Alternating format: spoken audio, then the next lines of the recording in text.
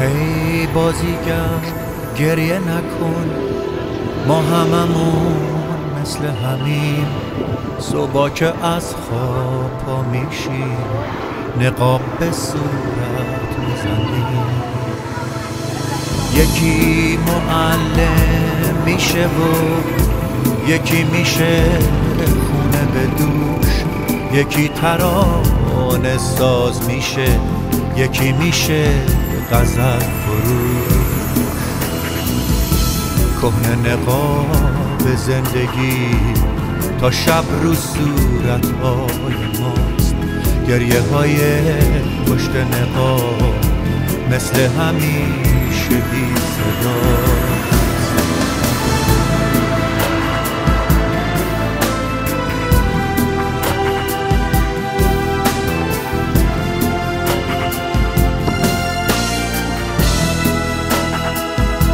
هر کسی هستی یه دفعه قد بکش از پشت نقاب، از رو نوشته حرف نزن، رهاشو از گیله خواب.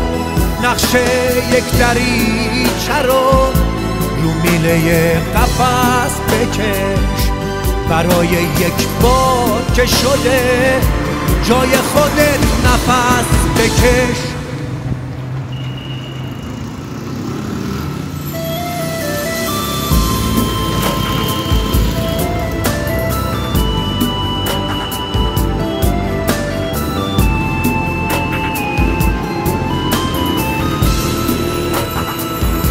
کاش که میشد تو زندگی ما خودمون باشیم و بس، تنها برای یک نگاه، حتی برای یک نفس.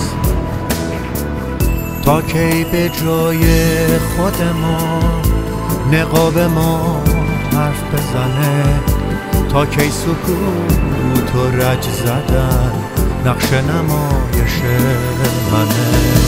هر کسی هستی یه دفعه قد بکش از پشت نقاب، از رو نوشته حرف نزن، رهاشو از گیله خواب.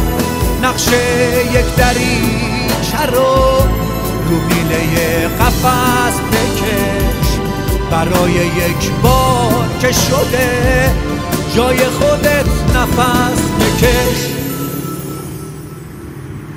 میخوام همین ترانه رو صحنه فریاد بزنم، نقابمو پاره کنم، جای خودم داد بزنم.